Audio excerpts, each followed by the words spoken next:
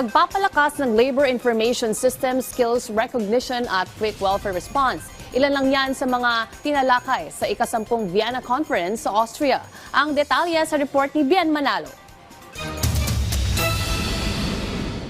Lumagda sa isang joint declaration of intent ang Department of Migrant Workers at Employment Service of Slovenia kamakailan. Tayo nito na paigtingin pa ang bilateral cooperation pagdating sa labor mobility, employment facilitation at proteksyon ng mga overseas Filipino worker. Alinsunod na rin ito sa nilagdaang kasunduan ng dalawang bansa noong Marso na nagsusulong ng ethical labor migration na mangangalaga sa kapakanan ng mga OFW. Inaasahang magbubukas din ito ng mas maraming oportunidad para sa mga Pilipino. Dumalo sa naturang signing ang ilang opisyal ng DMW, kabilang na si Secretary Hans Leo Kakdak at mga opisyal mula sa Employment Service of Slovenia.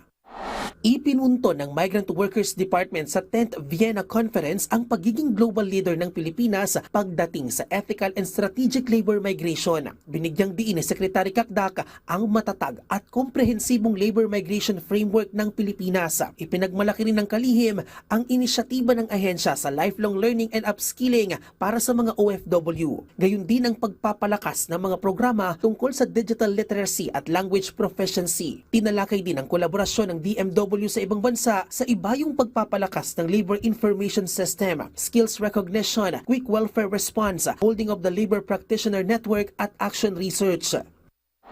Sa pagbisita ng mga opisyal ng DMW sa Philippine Embassy in Budapest, pinag-usapan ang One Country Team Approach o OCTA. Ito ay whole of government strategy na magbibigay sa mga ahensya ng gobyerno sa paghahatid ng dekalidad na serbisyo para sa mga OFW. Tinalakay din ang pagtugon sa ilang isyong kinahaharap ng mga OFW sa Budapest. Nakipagpulong din ang mga opisyal ng DMW sa mga kinatawan ng Association for Central European Employment of Overseas Filipino Workers, kung saan pinag-usapan ang recruitment and deployment models na magpapatatag sa international labor standards, host country regulations at Philippine overseas employment policies.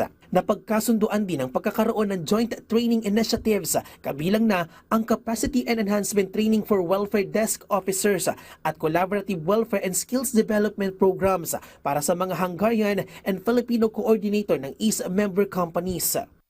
Samantala, binigyang parangal ng DMW ang pagkamalikhain at katatagan ng mga OFW sa pamamagitan niya ng Likhang 12, Walk Pride, a fashion tribute to our bagong bayani sa Coronadal City, South Cotabato. Bahagi ito ng Buy Local by OFWs program ng DMW National Reintegration Center for OFWs. Bumida sa programa ang natatanging talento at entrepreneurial drive ng mga OFW. Tampok naman sa runway ang mga naggagandahang creation ng ilang Filipino designers mula sa iba't ibang bahagi ng Pilipinas. Bien Manalo para sa Pambansang TV sa Bagong Pilipinas.